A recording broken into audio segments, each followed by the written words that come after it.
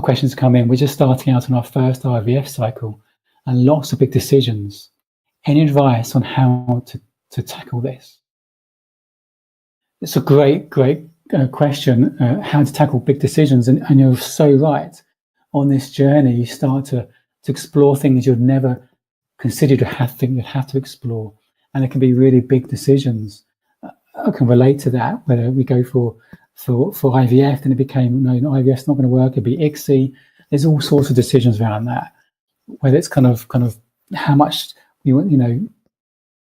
ethical or moral or financial, and there's all sorts of stuff this can throw up that most couples don't have to consider. And they can be quite big decisions. How can we work through these decisions? Well, as I said, the first thing I recommend is doing this process on that decision.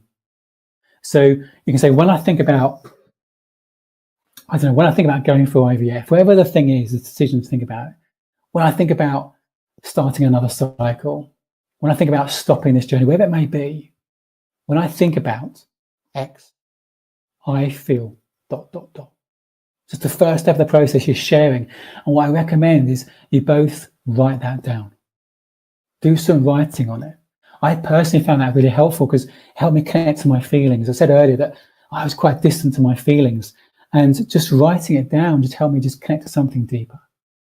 And having my wife write it down was an interesting process as well, because it helped me read it, knowing I'm reading it, I'm listening, kind of listening as I'm reading, listening for the feeling. What is she really communicating here? I couldn't interrupt when I was reading it. I found it really helpful almost to hear her if she wrote it down. I found it really helpful to communicate how I felt about it when I wrote it down, because I said, when I think about having IVF, I feel ...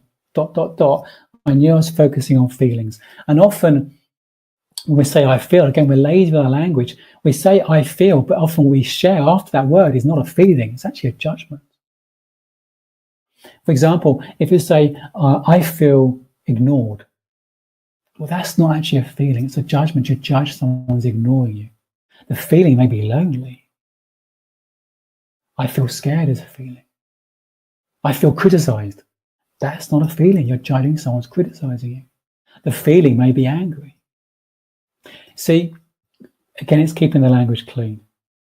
And for me, writing it down helped me focus on feelings. And then I say that's getting the unity.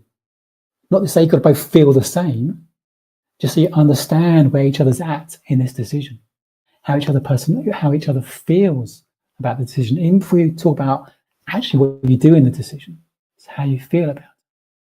For me, that's a great way of starting to explore the decision.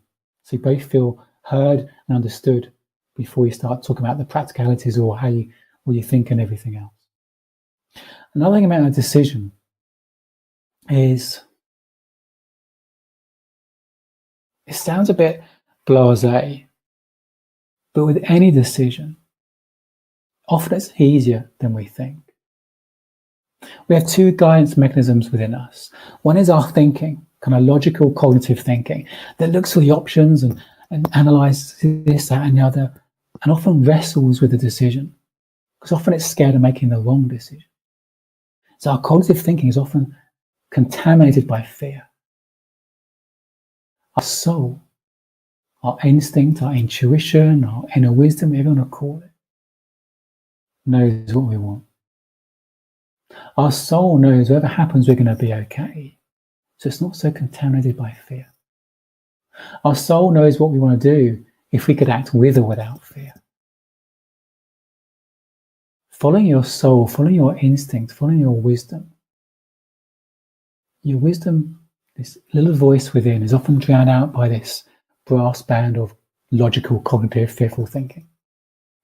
But your soul is this little soft voice within that we hear in those moments of quiet.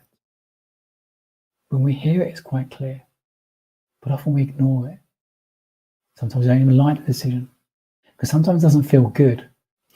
As a species, we're quite addicted to feeling comfortable. But following your instinct, following your intuition, following your soul, sometimes doesn't feel good. It might mean maybe having a difficult conversation with a friend. So it may not feel good, it may feel scary, it may feel coming out of your comfort zone, but it feels right. It feels right. The little voice within is always kind. It's often shrouded in common sense. So when it comes to the decision, for me, it's just getting a sense, what does your soul say? And often we're trying to work too hard to get to clarity on a situation, when actually the best thing to do maybe is just go for a walk and forget about it. And just see what comes up from something deeper within your soul. And it's either a hell yes or a hell no. It's what feels right, like a hell yes or a hell no. They may feel freaking scary, but follow your soul. It's like driving in a thick fog. Sometimes you can only see a few feet in front of you. And the unknown, the future, can be really scary, but it feels like the right thing. Our analytical thinking wants to know we're going to be okay. Our analytical thinking wants to know the path ahead is going to be fine, and we're going to be okay. But it thinks our okayness is dependent on certain situations or circumstances being in a particular way. Your soul knows you're going to be okay whatever happens. Your soul knows you're going to be okay whatever happens. So I'd say two things, come back to decisions. One is getting a sense of what your soul feels. What you feel is the right thing. And sharing through this dialoguing process how you feel about it. I think through those two means, one is it keeps you both feeling connected as you work through the decision, but also being grounded to what you personally feel you think or feel your soul thinks is the right decision for you. It keeps fear out of decisions. It's fear that often makes decisions hard.